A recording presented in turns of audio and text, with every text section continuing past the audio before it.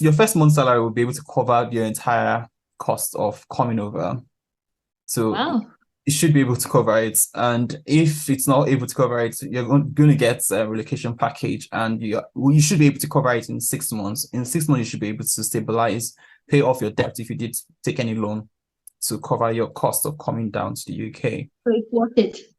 Financially, yes, it is what it's. You would get the money you did invest in the journey. Hi guys, welcome again to my channel. On this channel today, I have an amazing and successful doctor, Dr. Emmanuel Ede. I've known him for years now, and I remember about 6, 7 years ago when I was in university, he was one of those persons that really helped me understand purpose, and I'm glad to be where I am today. So Dr. Emmanuel, little bit about his background. I know he's going to tell us much more. He's a Nigeria trained doctor, but right now he's practicing in the UK. And with this video, he's going to help and guide lots of doctors who are foreign trained. You're trained in different countries, different parts of the world, and they want to come over to the UK to work. So he's going to guide you through the opportunities that are available for you, the step-to-step process, the exams you need to take, and everything. I don't want to say too much. I know you are going to have a good time with him today. So stay tuned and make sure you watch this video to the end to get all the details. And at the end of it, he's still going to mention the cost, how much it's going to cost you, an estimate of how much you should have in hand when you have this in your plan. So welcome, Dr. Emmanuel. Over to you, sir.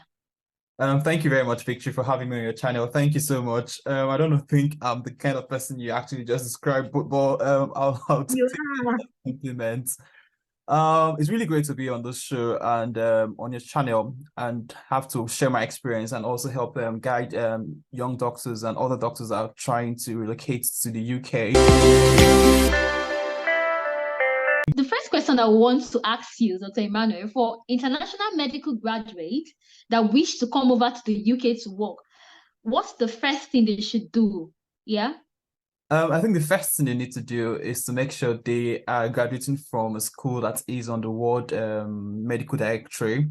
And that is the Mhm. directory that is recognized by the General Medical Council, which is in charge of regulating doctors and registering doctors that practice in the UK. So you need to Mhm. check, see that your school is on the World Medical Directory.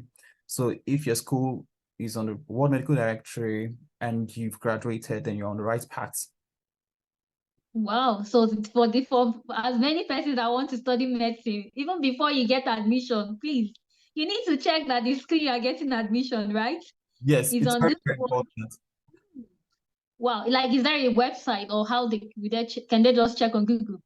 If you type on Google World Medical Directory, it's pop up and you can see the list of medical schools that are registered under the World Medical Directory.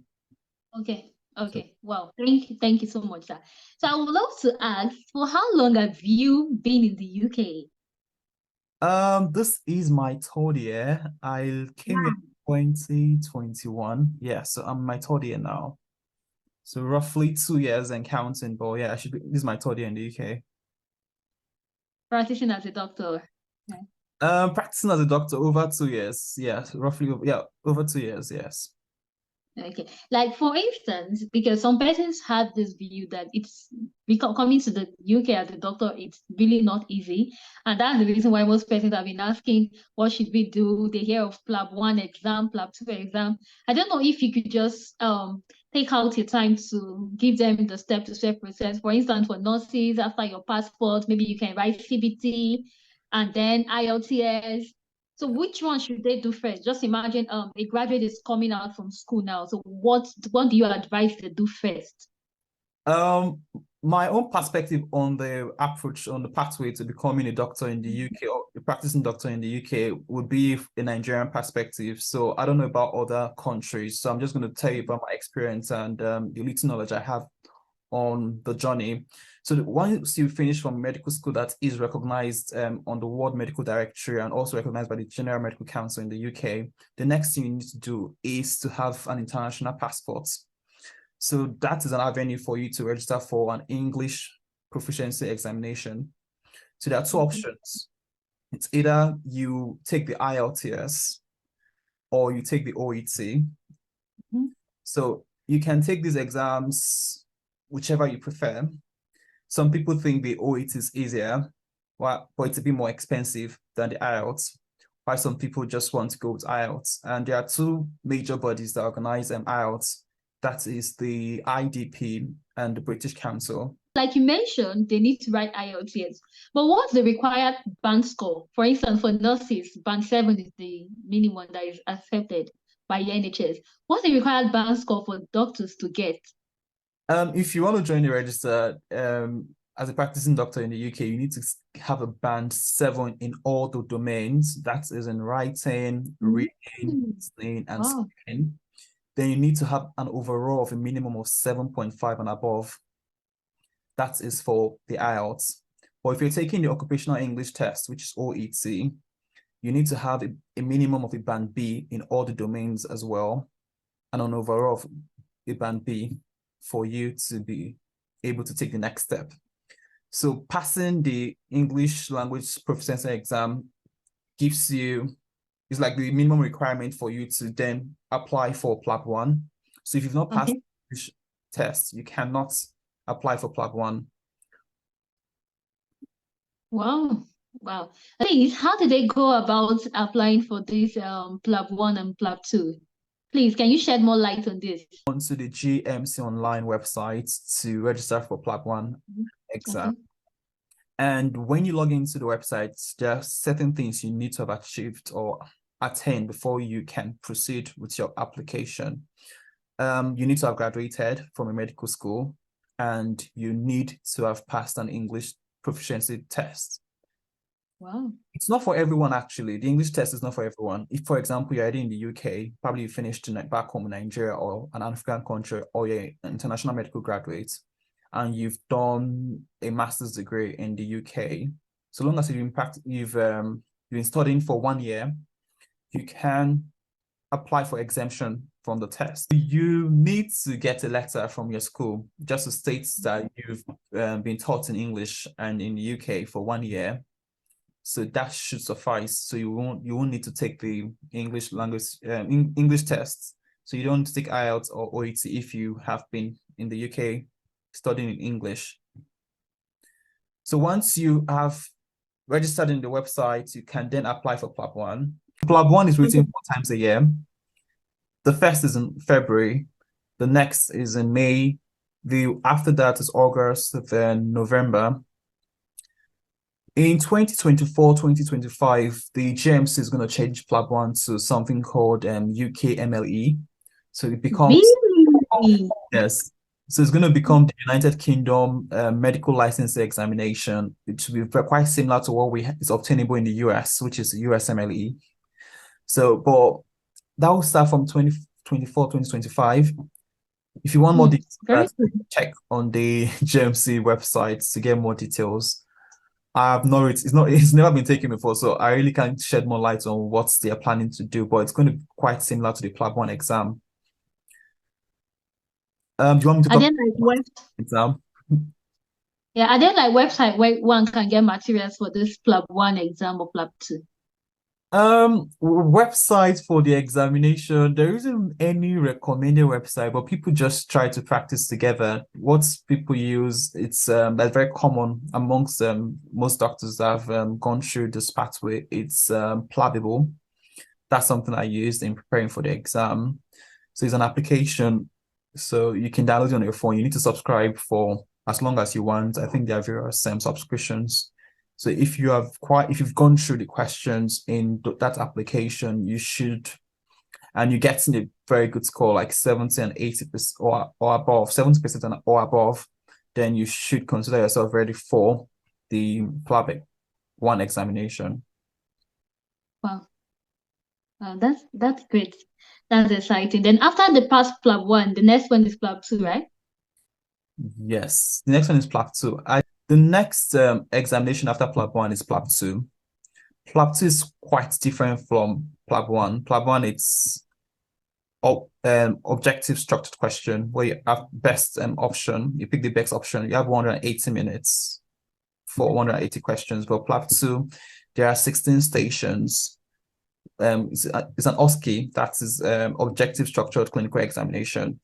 So where you have people simulating as patients, and they just basically want to see how you can interact and obtain history and do some basic clinical examination that is expected of a doctor at the foundation year 2 level. That's like a foundation.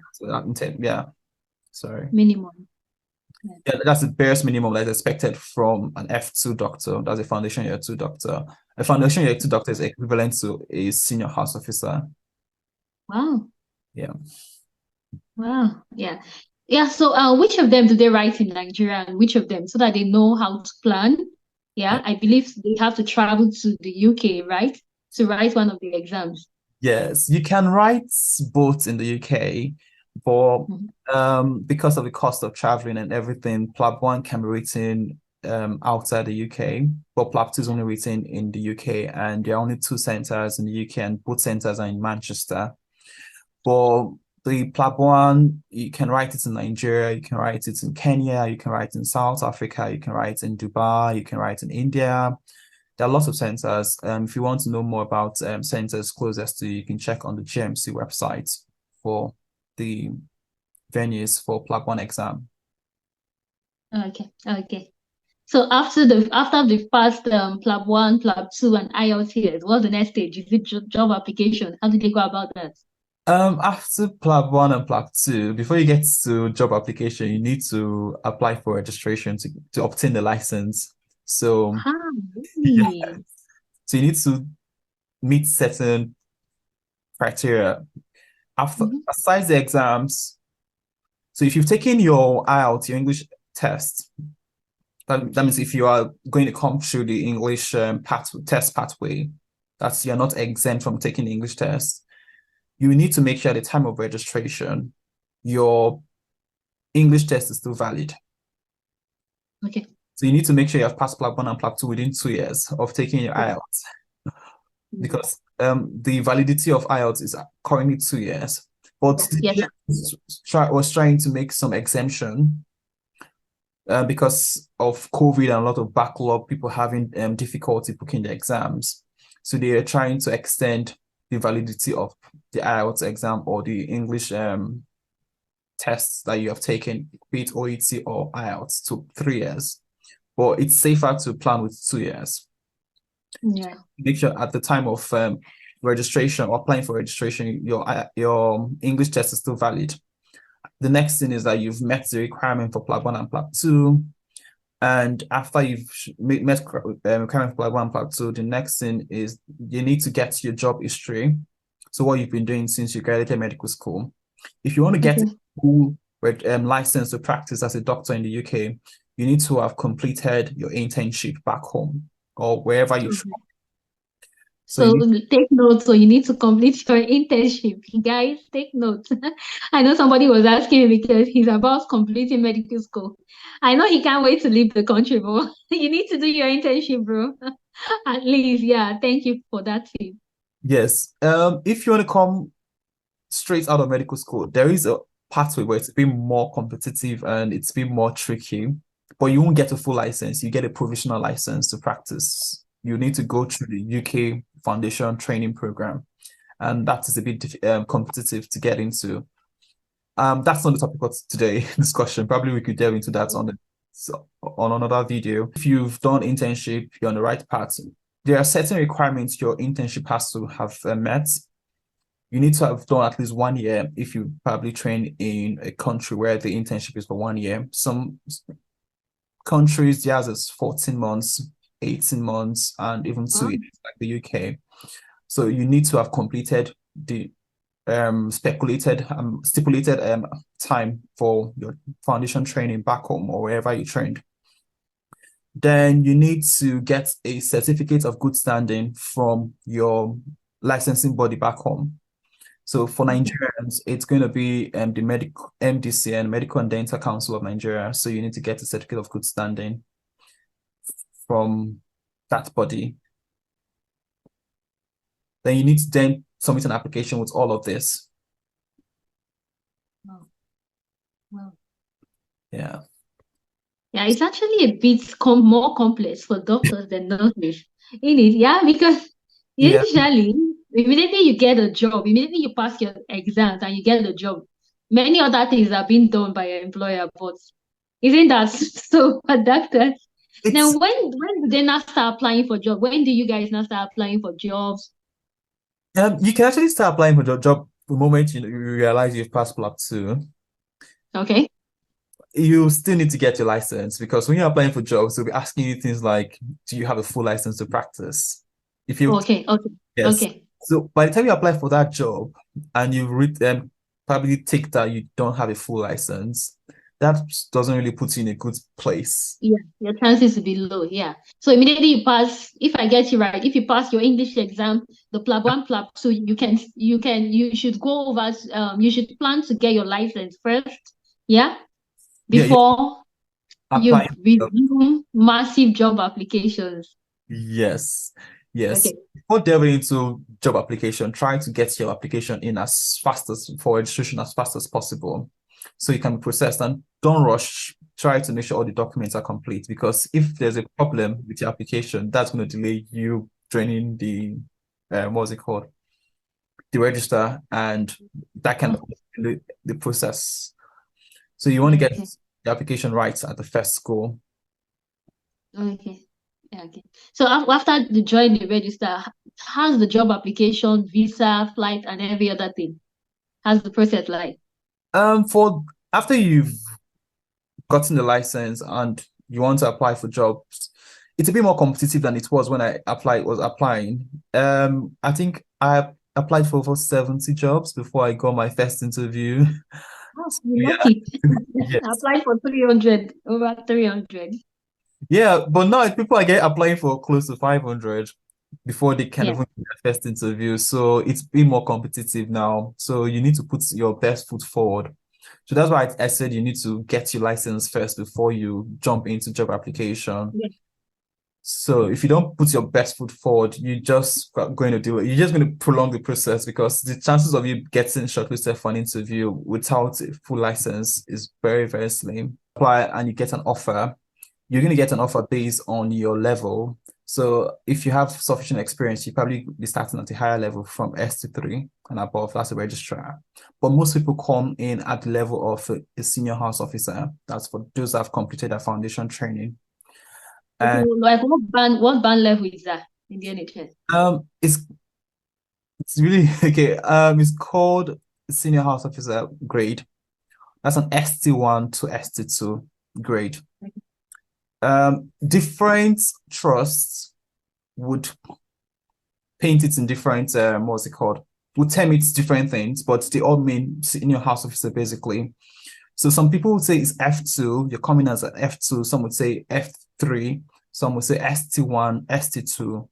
All these are just senior house officers, and that's the grade you'll be coming in as. It's more or less you're a senior house officer.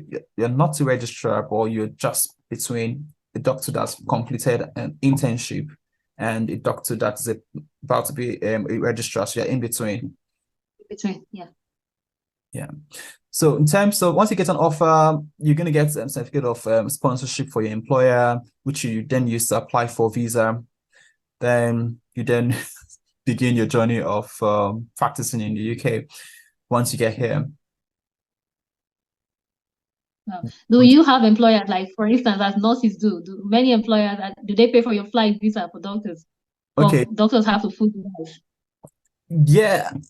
If you get a trust grade job, that means if it's a trust employing you, you would most likely get a relocation package. Not all trusts offer a relocation package, but some trusts do, and they can pay for as much as your flights tickets, your first 1 to 2 months accommodation in the UK. They can pay for your Plab 1, Plab 2. They can backdate payments so as far back as even your IELTS exams. That's So good. yeah, but you need to stay with them for at least, I think, 2 years. You need to work with them for at least 2 years. If you don't, Not so bad. but if you, Compared to 25 years. oh yeah. So let's talk about the alternative outside the NHS. There are other agencies, private agencies you could also apply directly to. the first is NAS. They actually recruit doctors into the private sectors, like surgical practice or local clinics. While local surgical clinics, I think they run mostly surgical hospitals. Then we also have Remedium Partners and a host of others. I can't remember their names now. But if you just search on Google, they should pop up. But these are the major private agencies that employ doctors in the UK, aside the NHS, yes. Okay. Wow, that's good. Thank you so much. The last question I'm going to be asking you is about cost. So for a doctor who is planning to relocate for himself, let's not talk about family for now. Like, how much do you think is gonna cost one person? Yeah, for this whole process. I just did a rough estimate. I used the current conversion of 1,290 naira to £1. It's roughly about 4.2 million naira. Wow, that's for Nigerians, right? Yes, for Nigerians. So it's roughly 4,210,000 if you're a Nigerian. But in pounds, it's roughly £3,300 to £3,500. Okay, yeah. Yeah, so for any doctor who is planning to come over, you need to factor that in your plan. And this includes IELTS, Plab 1, Plab 2, right? Yes, Okay, so you can hear it includes IELTS, Plab 1, Plab 2. Does it include passport as well? I didn't factor passports into it, unfortunately. So minus passports. So you just need to have that in mind. Another thing that the essence of we telling you the cost is never to scare you. It's just for you to begin to save and plan. And like he mentioned to you, there are phases. You don't need to pay everything once. When you cross one stage, you can start preparing for the following stage. And I think this video will answer many of your questions. If you still have any doubts or you have anything to clarify, feel free to use the comment section. Ask your questions. If I'm not able to answer it, we have the expert. Emmanuel. He knows it all. We are limited by time. That's why he wouldn't be able to say more than this, but he knows it all. Yeah. So if you have any questions, do where to use the comment section to ask your questions. And don't forget to share this video to as many it will be of help to. Could you please just throw more light on opportunities for new doctors who come over to the UK? There are a lot of opportunities currently. Yes, it may take time for you to get an offer, but you can come in as a trust grade doctor. That means you're working for a trust. You're not a trainee, you're not in a pathway to becoming a consultant, but you are coming in to work as a locally employed doctor for a particular trust. So there are lots of positions like that currently in the NHS. And as we know, currently the NHS is swamped and they want doctors. So there are lots of opportunities here. So, Emmanuel, from the total estimate you gave to us, could you please break that down to include maybe the cost of passport, the cost for the Plab, mostly the cost for Plab 1 and Plab 2, because they really need to know. Yeah. And I believe there should be visa cost as well, because since they are traveling over to the UK to take the exams, I think I heard that some doctors they come as students. Yeah, they come to the UK as students, they take the exams here. How smart do you think is that alternative? Okay, I would like to start with the cost of the examination. Plab 1 Yeah. is currently about £255. Wow. I'll allow you guys to do the conversion based on what the current exchange rate is. Yeah. Plab 2 is about £934. That's a lot. It's in Naira, I think it's roughly 115 to 120,000 Naira. Then the OET, what's OET again? I think it's roughly in the 300s of thousands. I think 300,000 Naira. The passport is about 60 to 65,000 Naira. Certificate of good standing from the Medical Dental Council of Nigeria currently is 115,000 Naira. Wow. For you to join the UK register, that's to apply to get your get your full license as a practicing doctor in the UK. The registration fee, if you are less than 5 years post graduation, is £166 currently. Wow. If you're above 5 years, it's £433. So Mm. it's a lot of money. That's a lot. Indeed, it's a lot. So And then, consider. the other costs I did not talk about, costs like the academic. Some people go through an academy to prepare for the Plab 2 examination, and I think they vary from between £500 to 600 to even £700. Those costs, and they're for like 2 to 3 weeks. There's so much money you have to spend. Overall, I think it is really beneficial for you to leave if you do decide to take that bold step to leave your home country to come to a different country to practice. UK is a very good place to practice. I've enjoyed staying here over the course of the 2-3 years I've been here. I've learned a lot. It's an eye-opener practicing in a different country than Nigeria. In terms of the what's it called, the salary, I think it's fair considering the cost of living in the UK. Your first month's salary will be able to cover your entire cost of coming over. So Wow. it should be able to cover it. And if it's not able to cover it, you're going to get a relocation package, and you should be able to cover it in 6 months. In 6 months, you should be able to stabilize, pay off your debt if you did take any loan to cover your cost of coming down to the UK. So it's worth it. Financially, yes, it is what it's. You would get the money you did invest in the journey, so long as you get to register, get the license at the end of the day. But yes, it's what it's. It may take some time, but yeah, it is what it's at the end of the day. Emmanuel, thank you again for accepting to create this video with me. Have a lovely day.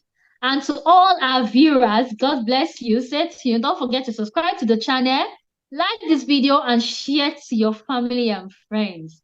Bye. Thank you for having me. Yeah, bye, Dr. Emmanuel.